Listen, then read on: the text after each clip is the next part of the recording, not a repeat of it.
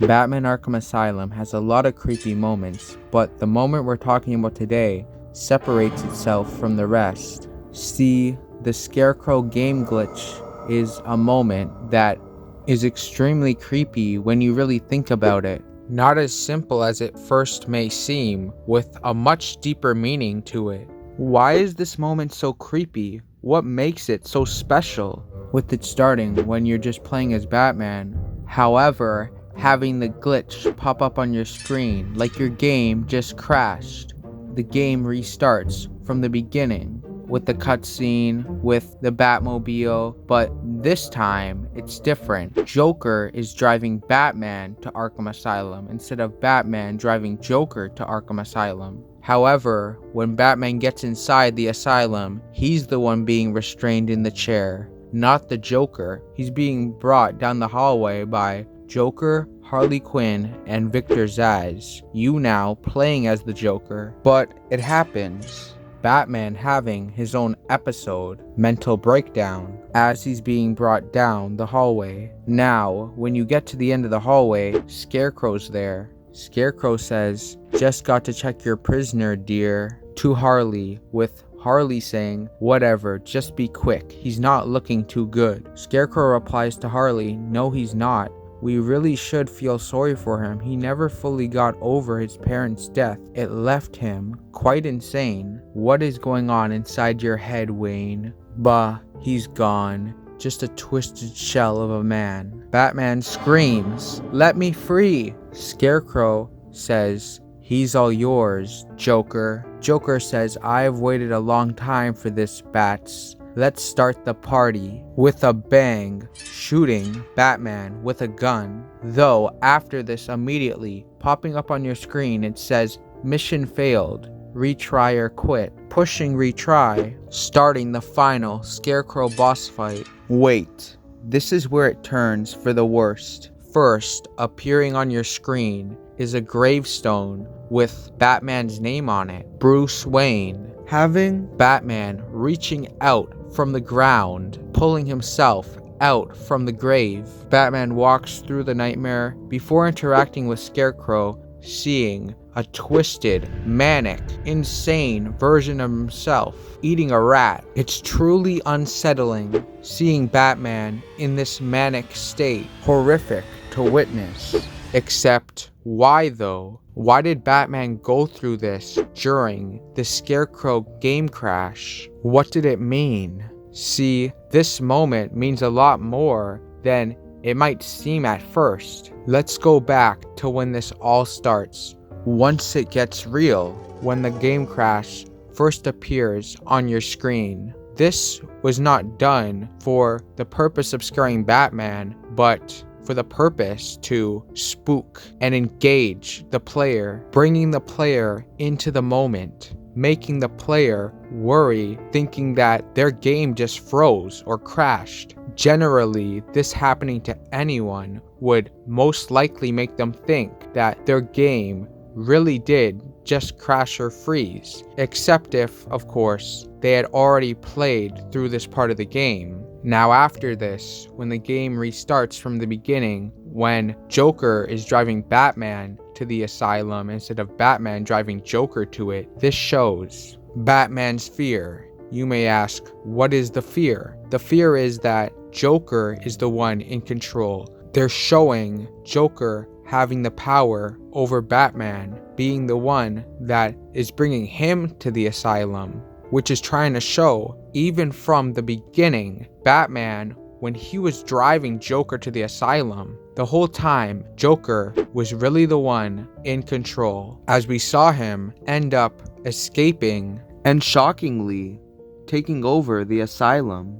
A huge fear for Batman is not being able to control the Joker being the one that's controlling him, because at the end of the day, it's true. Joker is the one, depending on the way you look at it, really having control over Batman. He drives Batman through all the chaos. He makes Batman have to be so cautious and careful. During the beginning of the game, when they were bringing Joker through the asylum to put him in his cell, he was in fear of Joker. Batman was being very careful, making sure that Joker didn't try anything. Batman driving Joker to Arkham Asylum shows what Batman really got himself into. He is the prisoner now, not Joker. He must stop all of these different villains, with Joker being in control. Whatever scheme or bad thing Joker decides to do, Batman, no matter what, is going to try to stop him. He's stuck, always having to deal with no matter what it is the Joker is trying to pull. He's trying to stop him. Now when we're inside the asylum, Batman's the one being restrained in the chair, being the one walked down the hallway. Batman's in a deranged state, having flashbacks of his parents' death, out of control of his emotions, frightened and scared, clearly showing how much his parents' death really gets to him. Except it doesn't just get to him and make him scared. See, it makes Batman insane. Just like Scarecrow later said when they get down to the end of the hallway, with him saying they must hurry since Bruce is not looking too good. The thing about Batman's parents' death, though, is it in a way also has its own power dynamic with Batman. Just like this crazy ride adventure Joker's taking Batman on shows Joker's the one with the power, the control over Bruce. Batman's parents' death also shows this. Batman has no control over what happened to his parents. It's always gonna haunt him, which he can't stand, but he can't do anything about since he can't change what happened. Batman is a very smart individual, also being very skilled. When you're as intelligent as he is, it's gonna bother you a lot more when you don't have the power, when you don't have control over what happens to you, over your life, even things that bother you. He's gonna find it a lot more noticeable. Clearly, Batman's experienced a lot of the time being able to do very impressive things. Not only is this great for helping him become a better version of himself, but this also makes him more used to being able to improve and change situations to make them more ideal and satisfying for him.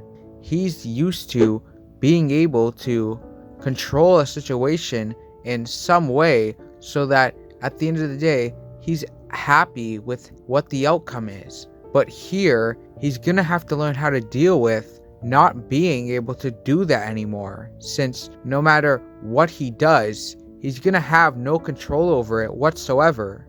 Even Scarecrow is being shown as intelligent. He can analyze the situation the way that Batman's acting, come to the conclusion himself that Batman's parents' death makes him insane.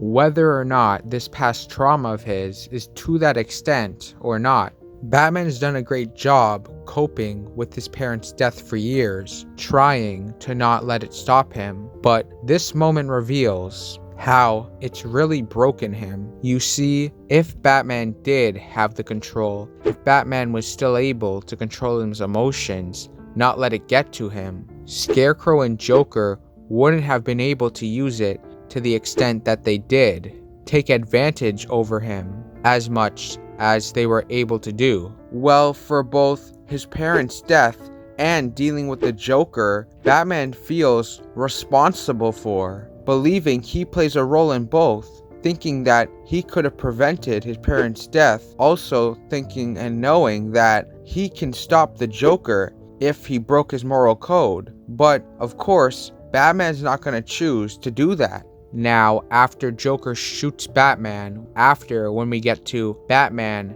in the grave, reaching out with his hand, this is a great indicator of how both Batman's parents' death and Joker being in control of Batman will drive him to his death. As we see when Batman gets out of the grave, this is where it gets dark. We see the version of Batman who's manic, the Batman who is completely out of control, lost, in a state which is hard to see him being in. However, the path he's on to end up like that insane version of himself. if he lets these things he can't control or that he can't change take over him, a future waiting for him if he lets the things he can't change get to him, clearly showing a change Batman must make if he wants to avoid this nightmare of a future. Don't let the things you can't change control you.